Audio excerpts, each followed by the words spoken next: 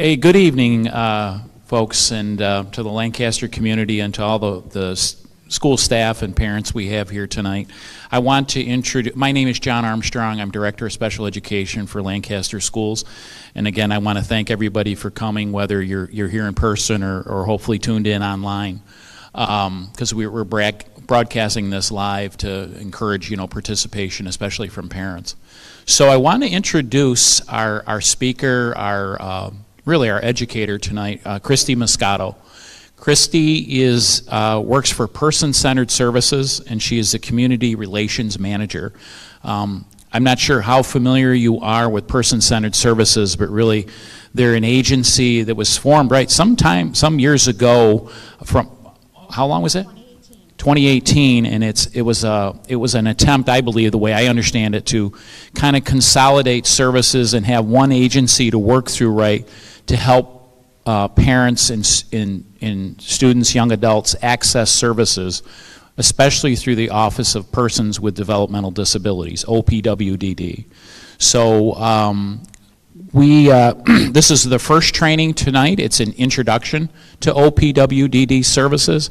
I just want to point out to everybody, there is going to be a follow-up session on April 1st, and that's going to be a little bit more probably individualized in the sense that we're going to try to answer questions or specific questions for maybe cases you might have, and give you as parents and potentially if students are coming a little bit more details on how to go through the front door. Okay, right? Did I said that right? Yeah, a little bit about that tonight, right? Which is kind of what I think OPWD talks about in terms of accessing services for adults. So I think that's about it. It's always dangerous when you give me a microphone, so I'm going to turn it right over. Thanks, John. So thanks very much for having me. I said I typically have a big enough mouth that I don't need a microphone, but since we're live streaming, I will use my microphone. I will make sure I'm using it. But thank you all for joining. And can we, for the people in the room, just a show of hands, whose staff and whose families? Okay, great. I just kind of, like to know my audience before I get going. I've worked with Melise for 13 years, Melise, because I used to work for an agency called the Parent Network of Western New York for 10 years prior to coming here. I've been at Person-Centered Services. In July, it'll be 3 years, but yes, I'm a community relations manager. I cover the 8 western counties, so I work all throughout Western New York. You'll see in a minute, our agency is in 18 counties, but I cover the 8 western counties. But most importantly, I'm a parent. I'm a parent first and foremost. I have 2 now 18-year-olds, which is scary. We adopted our daughter Zoe, who was unfortunately born drug and alcohol exposed, so as a result has neurological impairments, which qualified her for the Office for People with Developmental Disabilities back when she was 5. She is the reason I do this work. I had many people placed in my life at the right time over the years, and I'm going to kind of walk back and forth, so I'm not blocking any one person the whole time. But I had the Parent Network come into my life when Zoe was 4, when I went to hear a speaker about sensory processing disorder. They taught me about the Office for People with Developmental Disabilities, helped me understand the special education system, the processes, my daughter's rights, our rights, what the law was, what are appropriate accommodations and modifications. I knew nothing. I was a deer in the headlights, very overwhelmed by everything, as most parents are at one point or another in their life. And with me, it was at many points in our life. Now, my daughter just graduated with a local diploma from Hamburg High School just in January. We worked hard, for 12 years to get her, through the school system with checking all those boxes that needed to be checked. And it started with those appropriate accommodations and modifications and working with our school team every step of the way. So I told John this, I've told Melise this, I told Aaron this. I love that they are offering this for their families and their staff, because things are way different in the 13 years since I applied for services for my daughter when she was 5, and they're constantly changing. But we do our best to stay on top of it, and I am going to put a disclaimer. What I'm going to talk about today is true and accurate as to what I know right now at 6 p.m. tonight. This is what I know to be true and accurate. But yeah, that's my family. That was our 22nd wedding anniversary. It was at Glen Falls in Williamsville, where we got married 22 years ago, and we did the kids' senior portraits that day, so took advantage of doing family pictures at the same time. But so we start every meeting at Person-Centered Services, whether it's an internal meeting or an external meeting, with our mission, vision, and core values. But to take it back a minute, we are considered a health home. So we provide health home care coordination for more than 18,000 members throughout the 18 counties that we serve.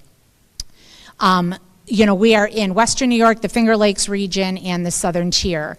So our mission is we connect people to the care, support, and opportunities to maximize their quality of life, a vision where a community where all people lead fulfilling lives, and those core values of people, integrity, and trust. That just gives you a visual of where we're located. We're in the green.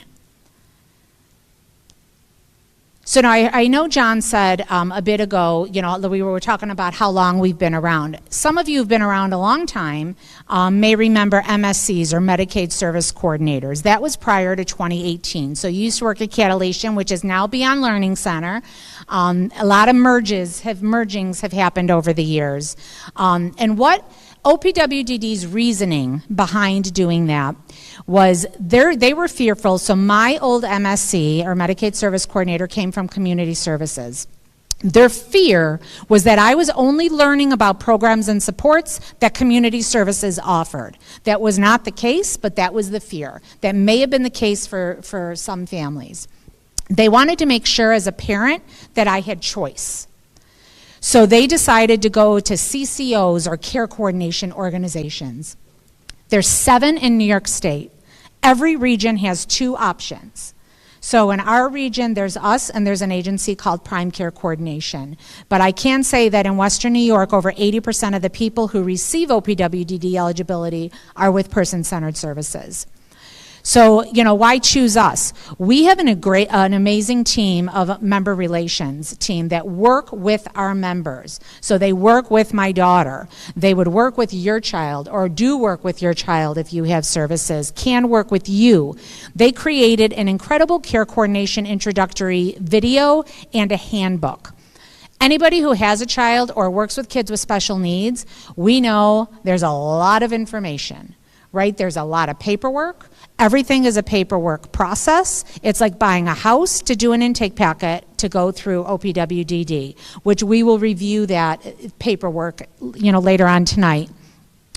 But Craig and his team really did an amazing job creating this introductory video and creating a handbook for new members. You can access it if you already do get services just by talking to your care coordinator and asking them to share the link to the handbook with you. We do different care connection events. One thing that changed a lot when we went to the care coordination organization model was the knowledge that our care coordinators need to have a little bit of knowledge in a lot of things, in a lot of areas. It used to be when they were MSCs, they focused on the developmental disability. Now they need to know a little bit about behavioral health, a little bit about mental health, a little bit about the medical piece. They need to know a little bit about everything, or know who to guide a family to if they have benefits questions. Their child receives SSI. What's the maximum amount I can have in my account? What's an ABLE account? What about a special needs trust? What about guardianship versus supported decision making? These are a lot of things as parents of kids with special needs that we have to think about, and we're going to go to our care coordinator for it. They're not going to always have all the answers, but there's somebody on our team that can help them with that. So know that. There's always somebody who can help you. We do ongoing training. We do an annual Care Connection event every year regionally. We do several of them for the care coordinators to come to learn something new. We do a lot of ongoing trainings for them so they can learn what's new, what's happening, what's changed with OPWDD. This is a new therapy that we've heard about that's been really successful. We had somebody do one on ABLE accounts for them. Access VR did a parent training for us, and then they did a care coordinator training for us, because there's a lot of misconceptions about Access VR. Can people have both, Access VR and OPWDD? Absolutely. My daughter has both, and she's out of high school now and still has both. So, you know, there's a lot of things. Somebody brand new coming into this world, it's a lot for them to learn, so it's a big learning curve. So we say, please give your care coordinator some grace, especially if they're new, but continue to advocate for your loved one, because that's huge. We have a community resource tool that is in conjunction with 2 of the other CCOs across the state that's on our website. That is kind of like a 2-on-1, but it's for disabilities, so it's specifically for disabilities. It's still growing, we're still gathering information, and it's only as accurate as the information people share with us to put up on the community resource tool. We have a knowledge center that's like a statewide, just a lot of information about statewide resources. We have an emergency preparedness page, and then we have the member and provider portal. The member portal is huge. It's basic, and not everything transferred great, so please bear with me on some of these slides. But for the first year for members, they can have access to what's called a portal, where they can view and sign a life plan. We'll talk about the life plan in a little bit. A life plan I look at kind of as an IEP for everything outside of school for our loved ones. They can access information. They can, you know, if anybody has ever received an email from a care coordinator or from any of our staff, it's very secure. We have a lot of protected health information on our computers and in our system. So everything, if there's even a first name or a last name sent, it has to be a secure encrypted email, which can be challenging. This is a way around that for members to communicate with their care coordinator. They can communicate right through the portal, just like a portal you use with your doctor's office. Very similar to that. They can print documents right from there. This just kind of gives you an idea. It's not overwhelming. It's not a really confusing dashboard, but it's where you can see all your messages and you can see everything. So that's something, once you get connected and you get a care coordinator, to definitely have the conversation with them. My position, things that we offer, we do a lot of case consultations. I work with 101 different school districts in my 8 counties, and I can have a district call me without sharing any names and breaking confidentiality to say, hey, I'm working with a kiddo, they're 9 years old, this is kind of what we're seeing, this is their disability, they have a formal diagnosis, this is the type of placement they're in, is this somebody who could possibly qualify? And then we talk about it. You know, so that's something we can do. We do these workshops. You know, what I'm doing right here, I do them just for families as well as the hybrid model with staff and families. Referral packet assistance. So in the folders, you'll notice on the left side in the folders, and for those of you online, you will have my contact information, and if you're watching this and you would like this information, I can email you the complete packet or mail it to you if you need a hard copy, or, you know, bring more, I can leave extra copies here, you could pick them up here, or with the district. So just whatever works, let me know, and I will do what I can to get you that information. But we help families pre-complete these packets. I can talk to a family on the phone and get a lot of the questions answered, get a lot of the demographic information answered, pre-fill out the packet as much as I can, and then my intake department will print it out, highlight everything that needs to be completed, and send the packet home for you with a prepaid envelope to send the paperwork back. I table at different events. If they are intellectual or developmentally disability specific or special education focused, I can table different events. I don't have the capacity to attend just general community events anymore because we're just way too busy. We do a community engagement series, which you'll learn a little bit more about later. And then every year, we do a transition services virtual expo. For those of you that have transition aged kids, or if you are an educator working with those transition aged youth, and in the disability world, we consider transition starting at age 14. That's when transition is starting. That's when you're starting to think about life after high school. That school bus is going to stop coming at some point. So there's a lot of different supports and programs and agencies out there that provide incredible programming for our kids. So we do a virtual transition expo the end of January every year, where we have different agencies hosting breakout rooms to share information about their programs, and you can hop in and out of those breakout rooms at whim. You know, you choose what you go to see and what you don't to learn about the different programs. And that's held on Zoom We hold Zoom for 4 months a year just for that event because it's the easiest platform for breakout rooms. And we want you to be able to bounce in and out of all the different rooms that you want to go into.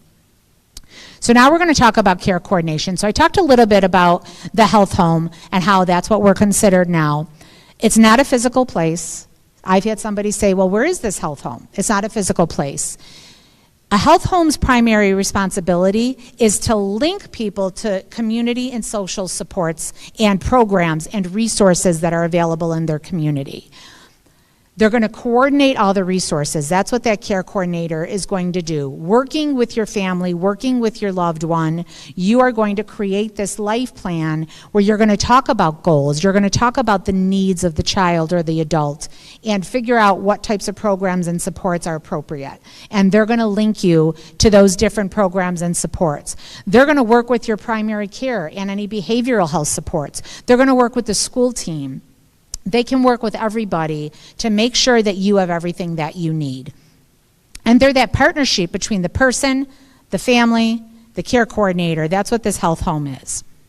We have an incredible clinical department in our agency as well that I'll touch on in a little bit, that we have RNs on staff, we have clinical specialists, we have behavioral health specialists, we even have a forensic liaison who, sometimes there's, our kids might make some bad decisions when they're young adults, just like any kid, and we have a forensic liaison that will work with the courts and the justice system for our kids or our young adults with disabilities. But, we want that care coordinator, they focus on these 6 core areas. So they focus on that person-centered planning. That's that creating of the life plan, overseeing the different assessments and things that are done. That we are governed, just so everybody knows, we are overseen by both the Office for People with Developmental Disabilities and the Department of Health. So there's a lot of times a lot of T's that need to be crossed and a lot of I's that need to be dotted. And it may almost feel like they're just checking a box. And sometimes it is checking a box, but we're teaching them to do it in a more conversational manner because we have requirements that we have to meet with the state. Care coordination is a fully Medicaid funded service. So there's a lot of paperwork when you're talking Medicaid and you're talking insurance and you're talking state-run agencies. That health promotion, we want to make sure our loved ones have everything that they need. They're going to kind of keep an eye. If they're noticing that Johnny has gone to urgent care 3 times in the last month, why is Johnny not going to his primary care physician? What's going on with that? Why are we going to urgent care? Is it because you can get in there quicker, which is sometimes the case? Are you not getting what you need from your primary care physician? Maybe they're not fully understanding Johnny where he is right now at his transition in life. Maybe we need to start looking for a different primary care physician. These are things that happen, but the care coordinator will keep their eye on those types of things. That transitional care. Not only transitioning into the adult world, which is a whole different category of supports and services when they're out of school, but it's also if they're hospitalized for a reason, if they're in a mental health facility for any reason, that discharging out of the hospital, out of the site that they are, making sure that they have everything that they need, talking to the discharge planner if needed to make sure that the family fully understands the plan and that they don't have any questions, and if so, that they're there to hear the same information with the family. They've talked to the same discharge planner, so they know what was given to the family to make sure, because as parents, we're overwhelmed 95% of the time. Sometimes it's 99, depending on the time of year, right? Life is still happening, and we may have other kids at home while our other child is being discharged from the hospital or is graduating high school or had to be hospitalized for their mental health for whatever the reason is. So the care coordinator can help with all of that. The person and family support. So they want to make sure the person has all that they need, but they want to make sure your family has all that you need as well.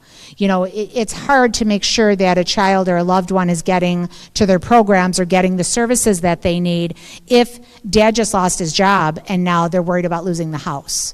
So how can we help with that? What supports can we bring in to help the family with that? Community and social support services. So we want to make sure a lot of our kids with special needs struggle socially. My daughter is one of them. My daughter, I used to hear from the school for years, well, I always see her walking down the hall with a group of girls. And I say, well, yeah, but when she walks out that school door, she's not hearing from any of those girls. Those friendships are not leaving the school day. They end at 3 o'clock or 2:30 or whatever time your day ends, and there's no socialization outside of school. COVID was very challenging for a lot of our kids. I don't know about you, but hybrid learning did not work well for my daughter. It worked great for my son, but not for my daughter, to the point that I advocated with the district. I went in and met with them for my daughter, who was in a 15-to-1 classroom placement in middle school, to go all 4 days of that hybrid instead of 2 days. I said, if there's space and it's safe, these kids should be offered this as well. And there was, and it was, and they opened it up to the district that all kids in a 15-to-1 setting were able to go all 4 days, because that was needed for a lot of our kids. Not all, but for a lot of our kids. So it's making sure, because that was her socialization. So I needed her in school, seeing other kids. And then the health information technology, right? You know, we all sign, you know, those portals. I thank God for portals all the time, because I don't have time to be sitting on hold. So I will send an email message or a live chat if I can through a portal, and care coordinators will work through that as well. So I talked about the life plan a little bit. The life plan has different sections in it, and these are the different sections that are listed on the screen.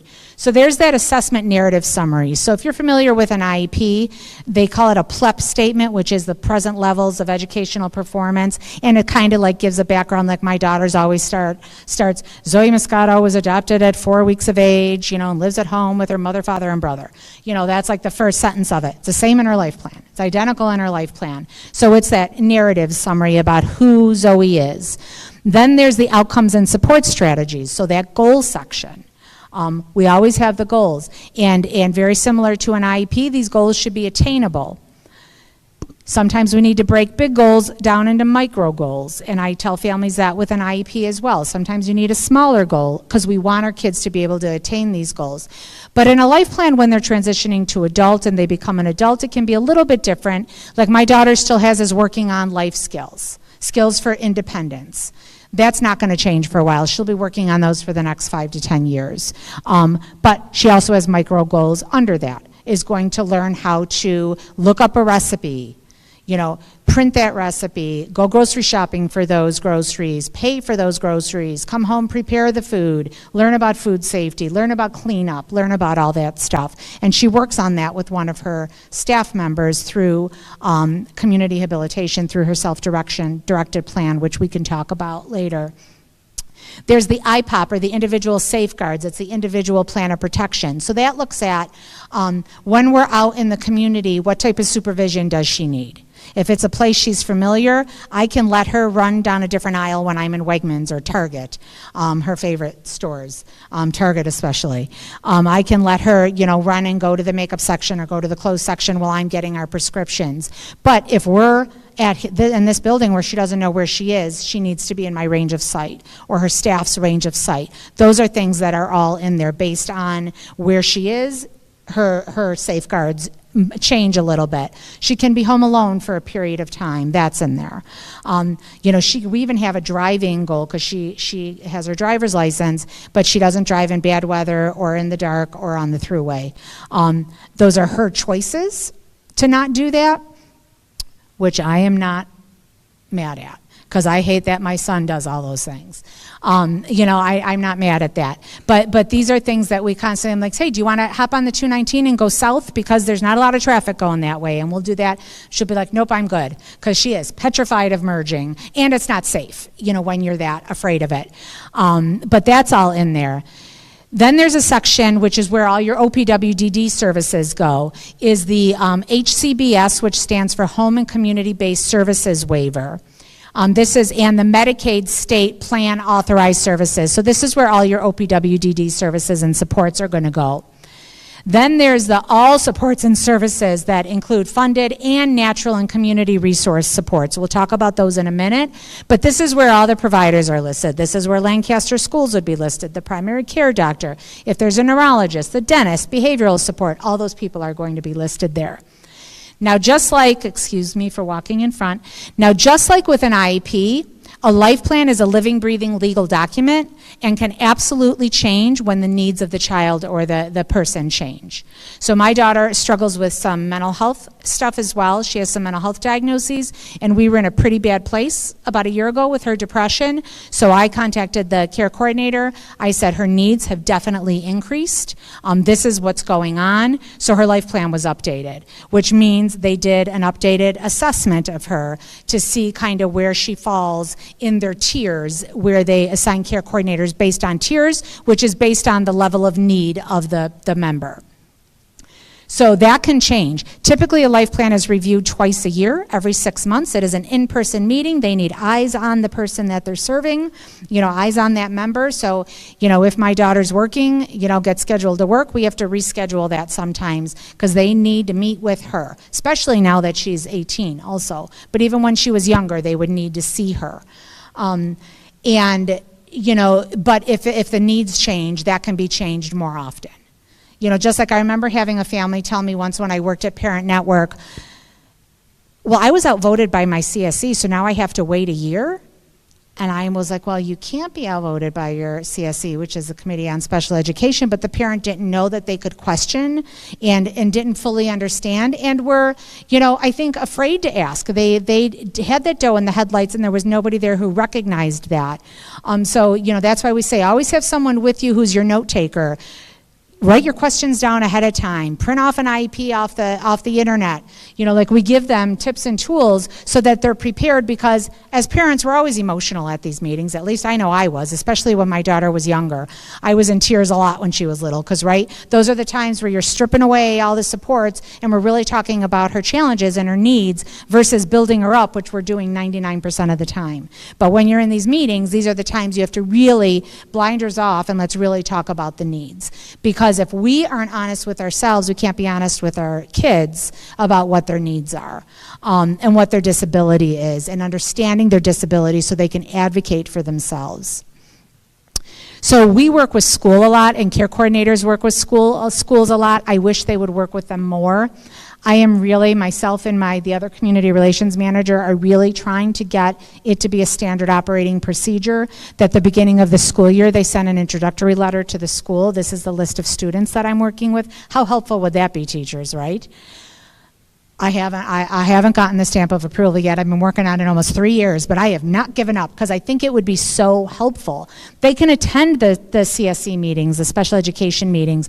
I worked in the field for 13 years. I always had our care coordinator was at every single one of our meetings. I had a transition coordinator from Parent Network there when my daughter was transitioning to middle school. I want as many people there who can bring information to the table as possible. That care coordinator can sometimes bring kind of ideas of what's going on at home. Just so you know, grandma recently passed away or grandma was put into a nursing home or like we just put our dog to sleep 10 days ago. My daughter was devastated. If she was going to school, she had to get somebody to cover 3 of her work shifts. She was so devastated when we had to put our dog down. I could have let the school know, hey, just so you know, we had to put the dog to sleep. Zoe might be a little bit off. Her behaviors might be off. She might be quieter than normal. They can link to educational supports. If they need, not necessarily even an official educational advocate, but like giving them the advice, bring somebody to be your note taker to these meetings. You shouldn't have to worry about that. We want you asking these questions of the school team, making sure you walk out of there with a good feeling, knowing you guys, what great teamwork it was working with the district and getting everything your child needs during the school day. They can communicate and share those updates. I mentioned that. We also created a transition checklist that starts at age 14. So what the family and the student need to be thinking about starting at age 14 to prepare for that transition. So there's different sections in it. And we worked with the care coordination team. We want them using it and we use it. And we share it with districts, and I can absolutely get it to you. You all are leaving here with my business card. Shoot me an email and tell me you want that transition checklist, and I'll pop it, in the email for you. The care coordinator's information can go right into those PLEP statements in the IEP. Can go right in there. The information that's on the life plan can go in the IEP. All of these things can go right in the IEP, and the care coordinator can help ensure that they're getting into there and work with your team on that. I mentioned our clinical department.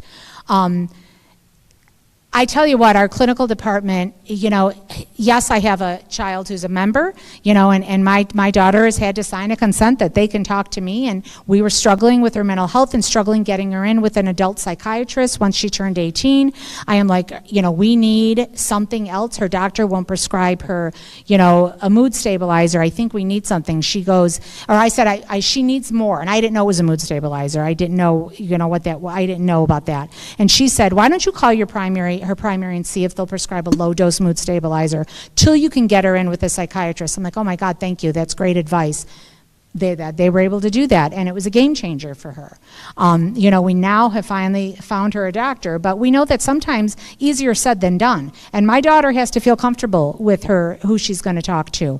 And the first one she went to, she didn't. She just said, Mom, nope, that's not the one for me. So then we found another one who she really likes. So, you know, it's trial and error. But we have our nurses are amazing, our behavioral health specialists, our forensic our forensic specialist, and then we have social determinants of health specialists. So we have a social determinant of health specialist that's an expert on housing navigation. So when our kids are becoming adults, if living independently is not going to be an option for our loved one, you know, what types of housing options are there when they're ready to move out of our home, right? We want, I mean, my daughter will be with me for the foreseeable future. My hope is she will live independently someday, but with a lot of supports and services in place. And that's where OPWDD comes in.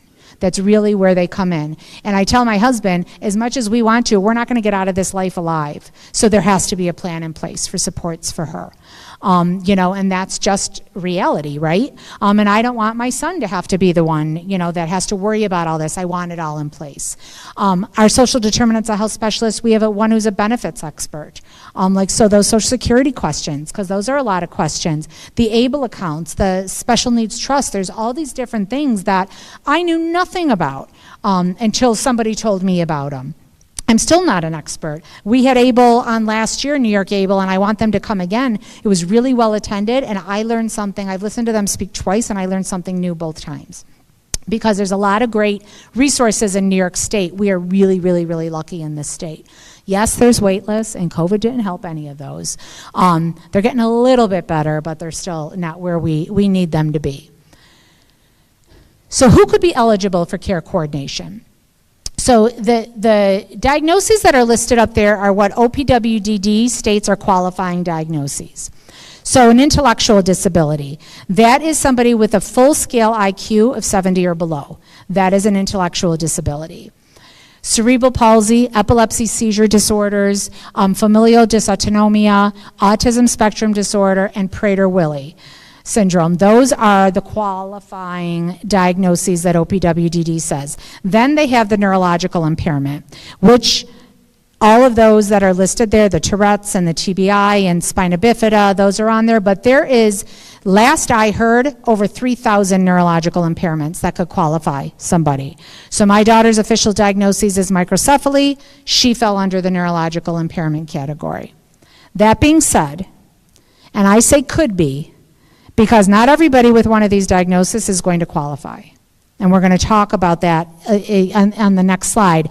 But one of the big things is somebody can obtain OPWDD eligibility at any age. They could be 70. I'm working with a woman with a 72-year-old brother who we're trying to get him eligibility so he can go to a rehabilitation program for socialization. The parents have passed away. They took care of him his whole life. The sister is like, he needs socialization.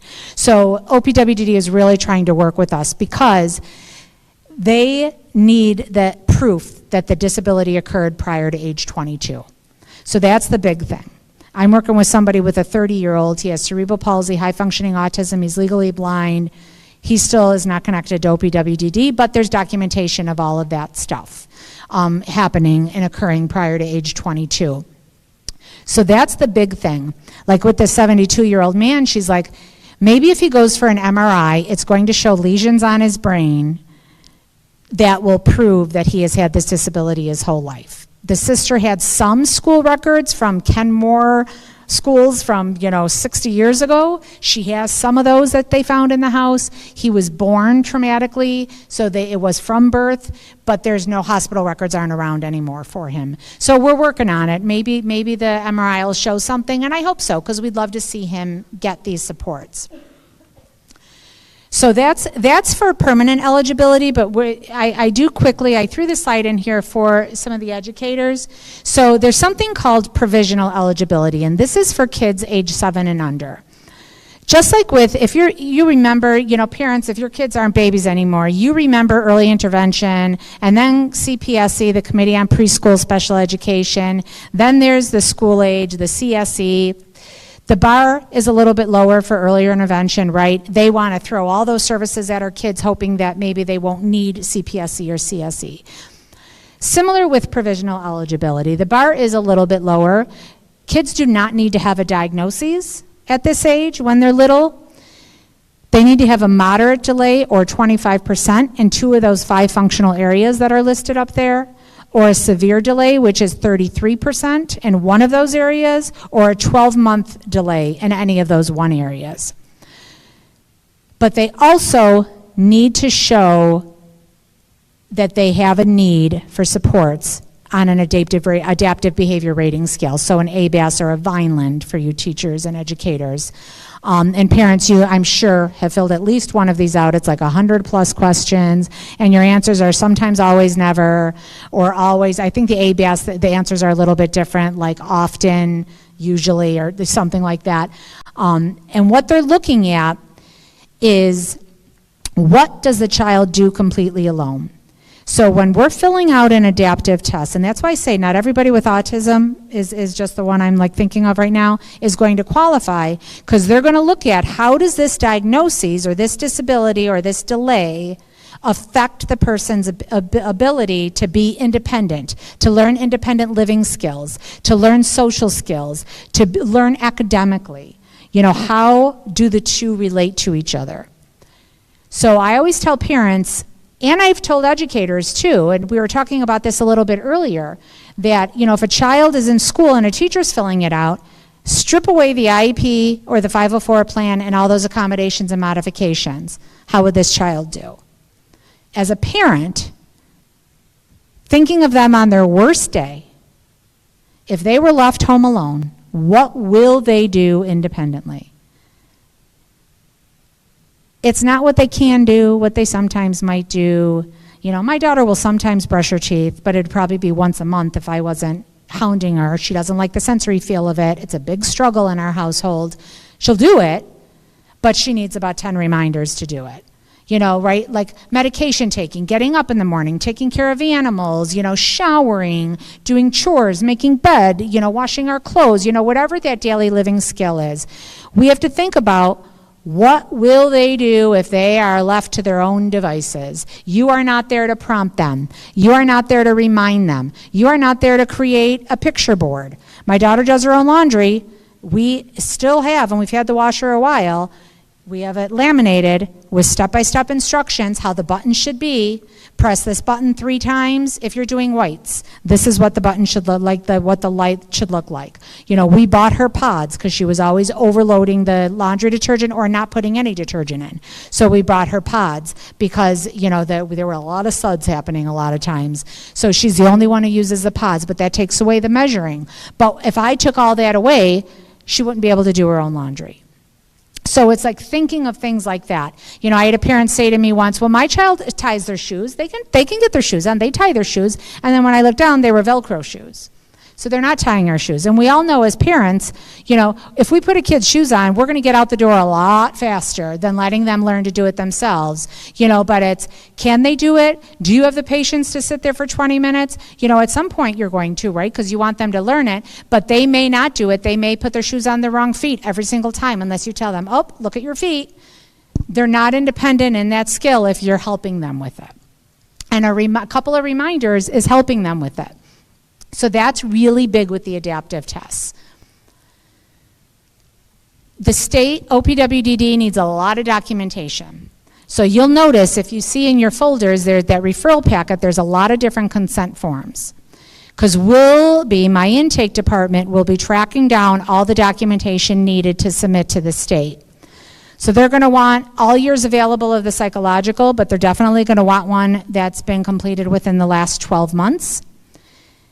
Any and all adaptive assessments, one within the last 12 months, a physical within the last 12 months, on the current IEP or 504 plan, that social developmental history or psychosocial report. The districts typically take care of those.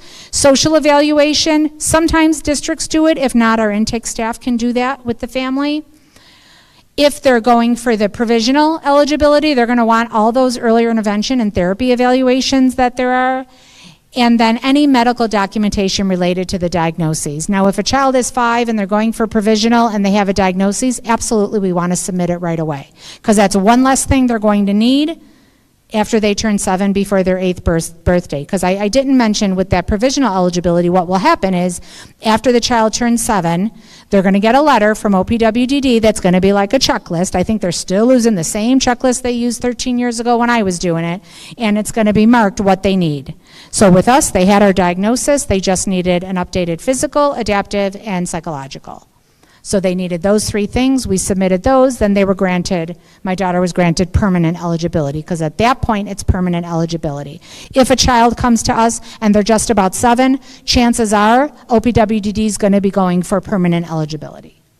They're not going to go through provisional and then in 6 months do permanent. So they're going to want a diagnosis if that child is close to 7.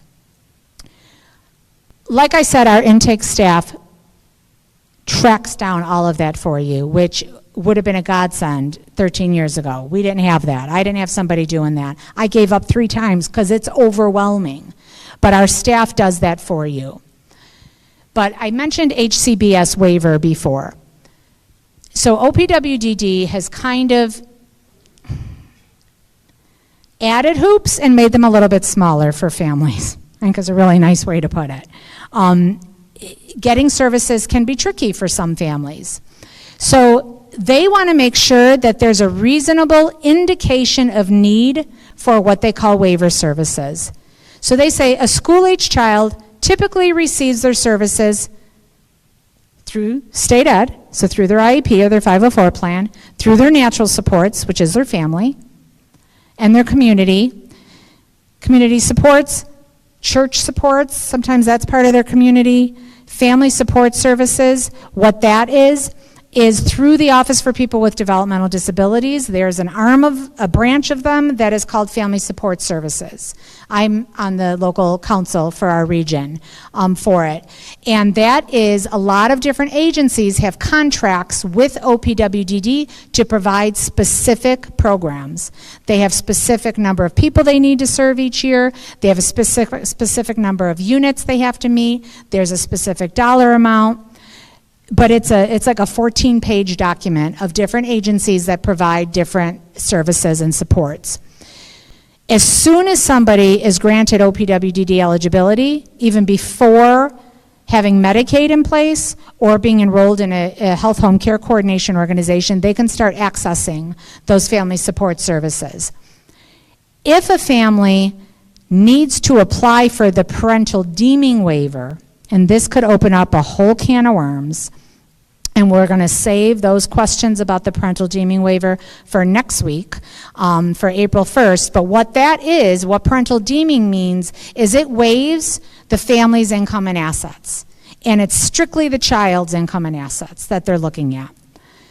I mentioned care coordination as a Medicaid-funded service. So Medicaid needs to be in place before a person can be enrolled into our health home. So, and receive a care coordinator with us. So OPWDD wants to see that a family has exhausted all their natural supports, their school supports, family support services, and community supports. So what happens is somebody is granted eligibility, our intake staff is going to say you've been found eligible, here's the family support services directory. We need to be looking at this to decide what is it that you think your child needs, what type of service, what type of supports. Go through the Family Support Services directory, find those agencies that provide that service in your area, in your county, and the counties are listed on there, and start making phone calls. I can promise you they all have wait lists. And I tell families, create a log of who you contacted, who the contact person was, what their wait list is. Because then a letter of justification of needs is going to have to be submitted to OPWDD. Now our intake staff will help you write your justification letters, but you have to do some of the legwork on calling the different agencies and seeing what the waits are and all of that. These are some of the waiver services that OPWDD offers that would be a waiver service, which is why Medicaid needs to be in place so that child can access the waiver services. Self-direction with budget authority, and have either self-hire respite or community habilitation. Self-direction in a very simplistic nutshell. I'm not going to spend a lot of time on it. I can answer questions about self-direction next week. But what that is based on, remember I mentioned that level of need and the tier that the person is given based on an assessment called a PATHS assessment that is done with the care coordinator. They're going to give a level 1 to a 4. 4 is the greatest need. A lot of our medically frail members fall under the tier 4 category.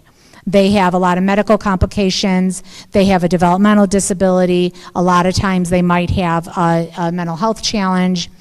So those are going to be our tier 4s, but based on their level of need, a score is given, 1 to 4. My daughter is a tier 2. Based on that level of need and that score, we decided when she was 12 to start the self-direction process. And what that means is we self-hire staff to work with my daughter on life skills. Currently, we have 2 staff in place. One is my niece, who is a teacher, a substitute teacher in Buffalo. She works with the special needs population, and she has been a godsend, especially in the summer with my daughter. She's even traveled with us. My daughter, you noticed, was African American. Her hairdresser, it took me a year and a half to get her to agree to be paid for working with my daughter, but she's teaching my daughter how to do hair. That's a life skill. That's something my daughter could make a living at. If she gets confident enough to go to school for it, Carla will help her. But we have Carla, and Carla's also teaching her to be a strong, proud black woman that I can't teach her to be. I can teach her to be a strong, proud woman. I can't teach her to be a strong, proud black woman. And that's where Carla comes in. So Carla works with her on that. So we have self-direction. Budget authority, that's a whole, there's a lot of other entities involved. If you want to do a little homework and you want to do a little research on self-direction and what it all means in a very, very parent-friendly terms, there's a website called In the Driver's Seat, and it's inthedriverseat.org. That when I was making my decision to start self-direction, I went to that website and it made me feel a little bit more comfortable. And I worked in the field and I was afraid of it. My care coordinator for 3 years was like, you really need to do self-direction. And it's been a godsend. So throughout self-direction, my daughter's dance is reimbursed, her mileage to and from going to dance. When she was getting her driver's license, we did 9 months of lessons at Stevens Driving School. It was direct paid out of her budget. Her staff is paid out the budget. When my daughter's in the car with her staff, their mileage is reimbursed. When we travel, my daughter's airfare is reimbursed. If we drive somewhere, however many people, if there's 4 of us in the car, a quarter of the mileage is reimbursed, all out of her self-direction budget. Now that she turned 18, her portion of the cell phone bill is reimbursed. Her horseback riding lessons get reimbursed. If she were to take swim lessons, they would be reimbursed. So there's a lot of different things that can be reimbursed through self-direction. But there's also a respite component where you can self-hire a respite staff. If you need a break, a lot of the agency respite programs, there's a wait list. A lot of times there's not an appropriate after-school program for a child with special needs, with somebody who's trained to be able to take care of them. Well, if they have a neighbor who lives 3 doors down who has known them since they were born and they're great with them and the child loves them and they're great, they can hire them. As long as the person doesn't live in their home, it can be a sibling, it can be a family member, as long as they don't live in their home, they can be hired as either a ComHab staff or community habilitation or a respite staff, all through their self-direction budget. Then there's that agency-supported community habilitation, which is typically 12 and up. Now, we have that 12 and up there because that's typical. Are there exceptions to that rule? Absolutely. I know our intake told me recently there was an 8-year-old who got approved for community habilitation through self-direction. So it just depends on the need. If they want just respite, which is a waiver service, they need to require 2 of the 3. So in-home site-based or a recreation respite program. There's assistive technology supports. There's environmental and vehicle modifications. Environmental meaning, so if at your house you need special alarms put on your doors, you need a special lock put on your gate, you need, the light up kind of alarms because the child is also hard of hearing.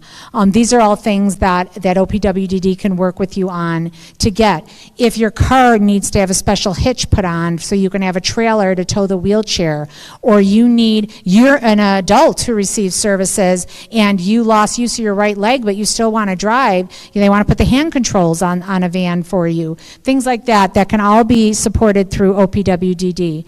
There's Family Education and Training, or FET. The last FET I took was all about self-directed services.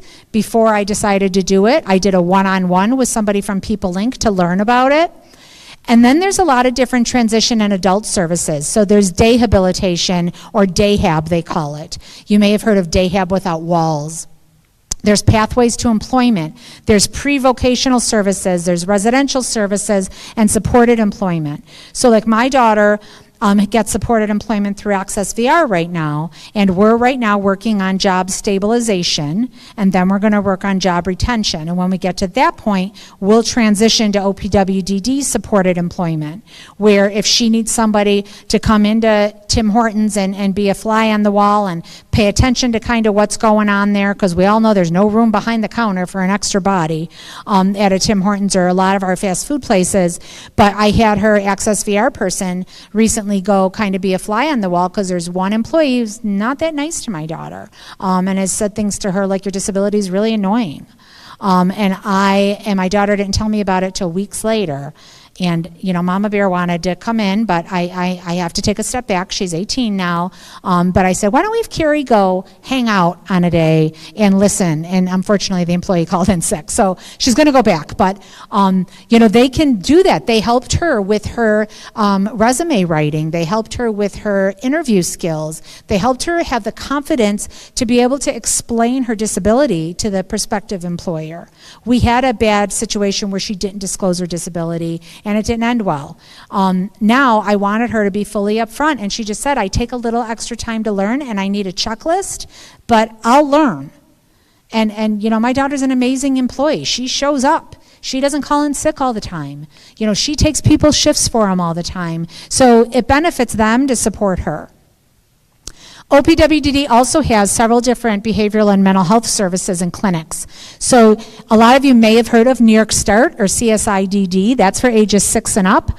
There's intensive behavior supports. There's a lot of intensive behavior programs. There's in-home behavior supports. There's an asterisk next to that because those are typically family support service programs that I was talking about, that family support services. Those in-home behavior supports are typically through family supports. In Monroe County, there's CHIRP, and then we have Article 16 clinics for mental health services, and then we also have Presence Developmental Services in our region. So our process. You all have in your packet our forms that we typically need. On our website, and I share this with providers all the time, there's a link, right on our website. If you go to make a referral at the top of the page, you'll click Community Relations, you're going to click the Western region, and all the forms are going to come up. But what the forms are, there's a general two-sided care coordination referral form. Anybody can refer your child. That's a general. A lot of times the district may even just fill that out, and they'll fax it or email it through secure email to our intake department, where a referral specialist will look at it. They'll contact the family. They'll pre-fill out the forms as much as they can. They'll print it out, they'll highlight what the family needs to complete, they will mail it to the family with a prepaid envelope for them to send everything back, or they'll have a conversation with the family, and if a family has the capacity and is comfortable using Adobe Sign, they will pre-fill it all out, and then the family can sign everything electronically. It really is what's best for the person. They are not going to make any assumptions. But part of the packet is, so it's that referral form. We always give our privacy practices, so basically our HIPAA, everything that you always sign away at every doctor's appointment. We print out the privacy practices. You can notice them in your folder. They're acknowledging that they've received those. Then there's consent forms. There's 4 primary consent forms. There's one for the primary care physician, which could be a pediatrician or a family practitioner, whoever their regular doctor is, whoever does their physical. Then there's one for their school district of residence. So if they are at an out-of-district school, so if they go to a Cataletian Center, or which is now Beyond Learning Center, we're going to do a consent form for Lancaster schools and for Beyond Learning Center. Then there's one for OPWDD, the Office for People with Developmental Disabilities. There's one for the county they reside in, so it would be Erie County in this instance. And then there's a blank form. The blank form is for whoever gave you the diagnosis. So if your child has a diagnosis, it's for whoever gave them the diagnosis, whether it's in state or out of state. And then if they are 18 or older, this is an ongoing conversation I feel like a broken record recently. As parents, we think that we have a child, especially when you have a child with a disability, and my child still lives with me, and I still am fully financially responsible for them. Like my son, too, he's 18, but he still lives with me, and I pay for everything. We pay for everything for him. They're their own legal guardian when they turn 18, with or without a disability. And unless the parent has hired an attorney and stood in front of a judge, and the judge has granted them legal guardianship, they're their own legal guardian the day they turn 18, which means they have to sign all the consent forms themselves. I just was at Maryvale District yesterday and had a conversation with a mom with a 19-year-old who mom was like, well, I'm his mom, I'm his guardian. Unfortunately, according to the law, the laws of our state, you're not. They are their own legal guardian. So, New York State has made a lot of great strides in this area recently. There's something called supported decision-making as an alternative to guardianship. With my daughter, when she was little, I absolutely thought when she turned 17, I'd be starting that guardianship process because it takes a while. She grew, she changed, she matured, she's learned because she's had a lot of supports in her life. And even if she only had them for 6 months, she's had some supports. She doesn't need us to be her legal guardian, but she needs a circle of support around her. She needs somebody to go to help her with big relationship decisions, somebody to help her with financial decisions, with healthcare decisions. So we're creating that supported decision-making circle around her. Our member relations manager, Craig Menig, just got certified to be able to help families through the supported decision-making process. And in, I believe it's August, it'll be on one of the last slides, he is doing a webinar about supported decision-making for us, a live webinar. Where there's a lot of great information, there's a lot to learn. So those consents need to be signed by the legal guardian, which sometimes is the person, the child, the young adult. So just know that. So with mom yesterday, before I could go any further, when I found out she was not the legal guardian officially, me and the teacher went and talked to the young man and had him sign a consent that I could speak to mom. So mom then pre-filled out all the paperwork, and all he had to do was come in and sign it all. So that's what we have one filled out for the parent too. So, that's a big thing. Now, those of you who've been around a long time might remember front door information sessions, and I used to say they'd be like, imagine, a room, from here over with tables and chairs set up where 50 plus people would be packed in like sardines to attend a front door information session, because that's what it was like. Then with COVID, they went virtual. Then they decided to take away that requirement to attend a session. What they did do in their infinite wisdom was break up the front door information into video snippets. They're like 8-minute snippets. I highly encourage all families to take a look. If you Google OPWDD front door, a link to the videos, the page with the videos is going to come up. And when I talk to a family and pre-fill out paperwork with them and then send it to intake, who will send you everything, I send a next steps email to the family, and it's going to have that 716-608 number, because you do have to still call the front door. And the front door can sometimes seem like a rear locked door, or a locked rear door, right? Because it's not always easy to get in. You want one of those battering rams that the police use when they're breaking into a place. because it's not always easy. But it's basically, the front door is like their intake department. It's like OPWDD's intake department. A family has to call there to basically open a case for their child or for their loved one. So when we gather all the paperwork we're going to gather, all those consents you've signed, we're going to gather all that paperwork. We won't submit everything till we have a complete packet, but OPWDD needs to have a place to put it. So they need a case opened for your child. They're going to open a case and they're going to create what's called a TABS ID number. Then our intake department can submit it all and OPWDD has a place to put it. So I think that that's the easiest way I have found to explain it, that you have to call the front door, and I do recommend that you watch the front door informational videos. We also have recently redone our intake orientation, which kind of walks you through a lot of the steps I've talked about. So if you want to share it with anybody, it's right on our website.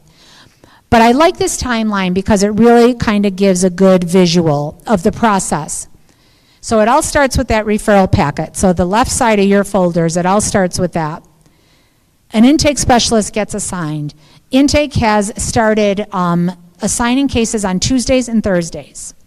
Our intake team works really hard. Sometimes they have a caseload of 75 to 100 people that they're working with. So an intake specialist will be assigned once they have that fully complete referral packet returned. They gather all the paperwork. They will work with you. They will do the social summary with you. They will get you set up and ready to do what's called a CANS assessment if they're under 18, or for the child to do a CAS assessment, which is if they're over 18. That's done by an outside agency. It's basically like an adaptive test. That test I talked about, that sometimes, always, never, that's pretty much what it is. I've taken 2 for my daughter, and I did ask the question.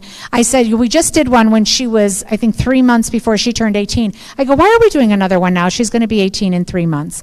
And they said, well, because her name got called, and so we're doing one. And they said, next it'll be a CAS assessment. And I said, and a lot of your kids are probably this way, I said, my daughter will say she's 100% independent with 100% of everything. And they said, we take that into consideration and we will meet with you too. Because my daughter will be like, I don't need reminders. I'll be like, really? How many times did it take us to get you out of bed this morning? 15. Because we have our process and our baby steps, and little lights go on because you can't turn bright lights on right away. And because she gets scared by an alarm, we try to wake up we tried an alarm clock that mimicked the sunrise at one point, that I have if anybody wants it, because she didn't like that either. But it's so these are, everybody who works in this field and works with our population, they get it.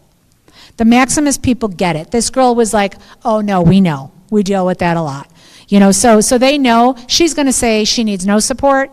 She needs a lot of support. And she knows that. And I'll say, now Zoe. And she'll go, what? You only gave me 3 reminders.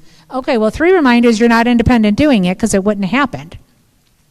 Once everything is submitted, it's reviewed locally by the local DDRO, or Developmental Disabilities Regional Office, where it's reviewed by a psychologist and a medical doctor. When they give it their stamp of approval, it's sent off to the state. It is then reviewed by another psychologist and another medical doctor, and then a committee meets, and the decision comes down. Does all this happen in a month? Absolutely not. I tell families, plan on 6 months. It could be less, it could be more. I've seen it go 18 months. And sometimes it's because, and it wasn't this district, we're waiting so long from the district records that the test needed to be redone. We needed reevaluations to happen because the assessments were out of date. We're waiting forever to get the physical, or the parent never takes the child for the physical. They schedule it, they miss it, it passes. They schedule it, they miss it, it passes. This just happens. Because we know, I'm a parent, I get it. Life is happening. Life isn't only around this one piece. There's other stuff happening in our lives, and we get that. But there's a lot of reasons why. Sometimes it's, for whatever, there's many, many reasons.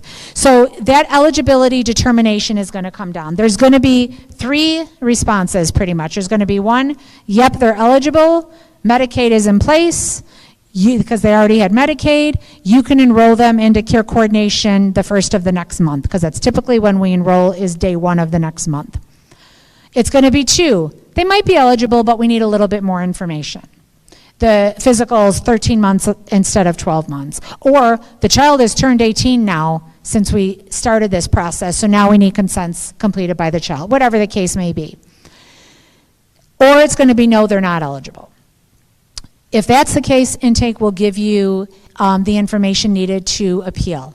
I highly encourage everybody to appeal because you never know. You can request an in-person meeting with your loved one and a psychologist with OPWDD. I've seen several families have success with that. And with our higher functioning kids, those are like our gray area kids, sometimes that's really helpful though for them to have an in-person because they're just reading about this person on paper. You can't get to know a person on paper. Or they might test really well. Or the parent, might have filled out the adaptive. I've talked to a mom recently who the district was like, oh no, they need a lot of supports during the school day. They're in an 811 classroom. They need a lot of supports. And the mom was like, they're completely independent at home. We know that, and I said to her, well, I can tell you if you fill out the adaptive that they need 0 supports, they're not going to qualify. Their OPWDD is going to be like, well, this child doesn't need any help. They don't need these supports. So that's why I put a lot of emphasis on the adaptive really being really realistic with ourselves. Once all of that is done, if the decision came down that they had eligibility but Medicaid is not in place, intake is going to share that family support services directory with you. They're going to tell you everything I told you, maybe less, maybe more than what I said. You're going to go through that process. They're going to give you the information about applying for Medicaid. Yes, it's a whole nother paperwork process. Once you have Medicaid in place, there's an annual recertification you have to do. I always encourage families, keep last year's documentation that you gave to Medicaid as a guideline for the next year, because then you're going to fill this stuff. The papers haven't changed in 13 years. It's the same packet as it was 13 years ago. I panicked as a mom because during COVID, they just grandfathered everybody and nobody had to do recertifications. My daughter was due for a recert, I was told in February this year. I still haven't received any paperwork. I said to the care coordinator, I do not want her to lose her Medicaid because then she loses care coordination. That's like the big thing. They said, oh no, call Social Security or call Medicaid. I called them. He told me they are 1.5 years behind on applications. So he said, we received, now it's 2 years. It was 1.5 years in February. It was 1.5 years, maybe it's 2 years now, but he said to me, we have that January 24th of 2024, you submitted that year's recert. We've never even gotten to it because I never got a decision back from last January. So sometimes that's just what's happening in Erie County. I can tell you that because I heard from the horse's mouth after being on hold for like 1.5 hours. But I did it. But once all these ducks are in a row and we have all these things in place, your loved one can be enrolled in care coordination the first of the next month. And then that is lifelong services. So it's not like a medical health home. Medical health homes like Jericho Road has one, or not Jericho Road, Jewish Family Services, Catholic Charities, there's Oshai Healthy Kids, there's something called Chunny, it's a website, there's a lot of health homes. There's a children's health home, which is until age 18, and then there's an adult health home that picks up from there, and it's a completely different person. You can have, it's continuity with us, with a OPWDD health home. It's lifelong. My daughter will have these services her whole life. There's a lot of great resources out there. All of our presentations that we do, that we record, we have been able to record every single one of them except for our Access VR one because they don't allow recording. We have a YouTube channel which has everything, like the ABLE account one, which was amazing, is archived on our YouTube channel. We have an events calendar on our website, which kind of shows not only where I'm going to be or my counterparts or all our other staff, what other events are going on in the area that maybe we're not tabling at, but this is a really great event for people with disabilities that you might want to go to or you might want to share with your families. OPWDD has different Facebook groups. If you're a Facebooker, you would search up Region 1 OPWDD, and it will come up. Your request to join, you can join. I say take the Facebook groups. Can be a cautionary tale, right? Because we all know that if you've had a great experience, you're going to tell 10 people, but if you've had a bad experience, you're going to tell 100 people.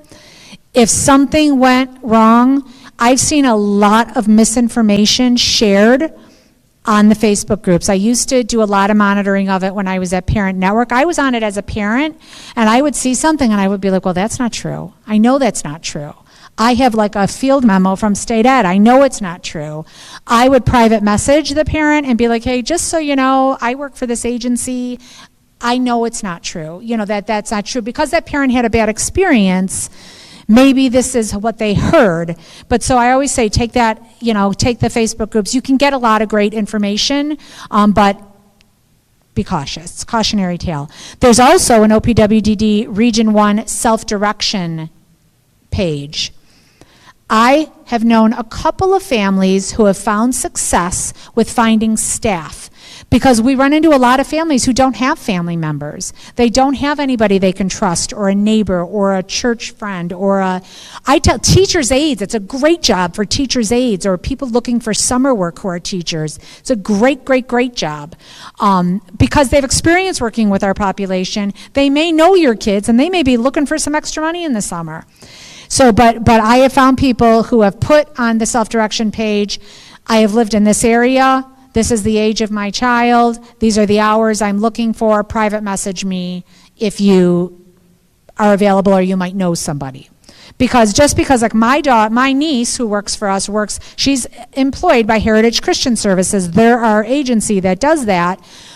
She can work with anybody who has Heritage as their fiscal intermediary agency. She could work for 10 families if she wanted to. She doesn't want to, but she could. I mentioned the In the Driver's Seat. That is a great self-direction informational website. Parent to Parent of New York State has a lot of great resources. There's also the Parent Network of Western New York, which fell off of this slide, and I don't know why. I also can email you a PDF with live links of all of these, of all the Western resources.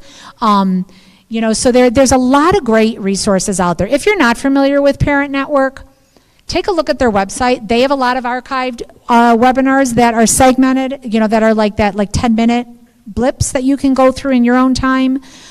They are a great resource as well. I mentioned that engagement series we do. We do a quarterly engagement series. The first one we did in January was Access VR.